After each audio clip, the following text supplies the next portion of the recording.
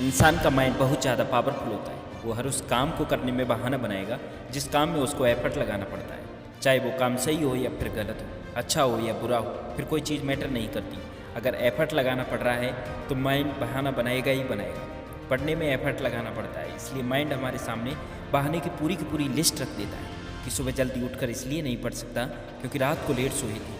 तो क्यों सोए थे, किसने कहा था रात को लेट सोने के लिए? और फिर जब दिन में पढ़ने बैठते हैं तो भूख लगने लगती है और भूखे पेट पढ़ाई होती नहीं है, तो फिर हम खाना खाते हैं और इतना खा लेते हैं कि फिर तो और पढ़ाई नहीं होती है। फिर हम सोचते हैं कि पढ़ाई में तो मन लग नहीं रहा, एक काम करता हूँ, थोड़ा सा मूड फ्रेश कर लेता हूँ, थोड़ा मोबाइल वगैरह चला लेता हूँ, और मूड फ्रेश होने की बजाय और ज़्यादा ख़राब हो जाता है।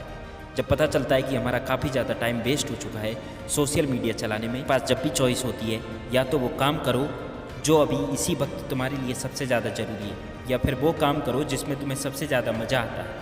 तो माइंड वही करेगा जिसमें उसको मज़ा आता है। जिस काम में तुम्हें जितना ज़्यादा मज़ा आता है वहाँ पर तुम्हारा कॉन्सेंट्रेशन लेवल इतना ज़्यादा होता है जिसकी कोई लिमिट नहीं। कई सारे लोग कहते हैं कि मेरी कॉन्सेंट्रेशन पावर बहुत वीक है, मेरा दिमाग कमज़ोर है। कोई कमज़ोर नहीं है, ये देखो कि तुम्हें सबसे ज़्यादा मज़ा किस काम को करने में आता है। वहाँ पर तुम्हारा फोकस उतना ही ज़्यादा होता है और इतना होता है जिसकी कोई लिमिट नहीं। तो यहाँ पर सीधी सी बात ये निकल कर आती है कि अगर आप अपने माइंड के हिसाब से चले तो आपका माइंड आपको बर्बाद कर देगा, क्योंकि माइंड तो वही चूज करेगा जिसमें उसको मज़ा आता है।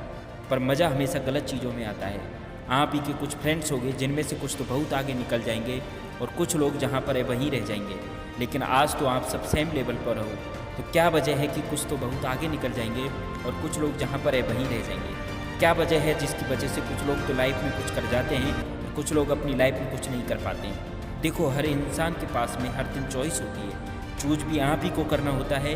तो या तो वो काम कर लो जो आपके लिए बहुत ज़्यादा ज़रूरी है, या फिर वो काम कर लो जो ज़रूरी तो नहीं है लेकिन जिसमें मज़ा आता है। और जैसे जैसे आप चूज करते चले जाओगे आपका फ्यूचर बनता चला जाएगा। आपको पता भी नहीं चलेगा कि आपकी लाइफ बर्बाद भी हो सकती है और आपकी लाइफ आबाद भी हो सकती है। वो डिपेंड करेगा आपकी चॉइस पर कि आप क्या चूज करते हो। एक बात हमेशा याद रखना कि अगर लाइफ में कुछ करना चाहते हो, अगर आप लाइफ में कुछ करना चाहते हो तो आपको रास्ता मिल ही जाएगा। अपने आप को ये बात समझाओ कि मैं उन चीज़ों से भाग रहा हूँ जिसमें मेरा पूरा का पूरा फ्यूचर डिपेंड करता है, और मैं भाग क्यों रहा हूँ? सिर्फ मेंटल केस से बचने के लिए।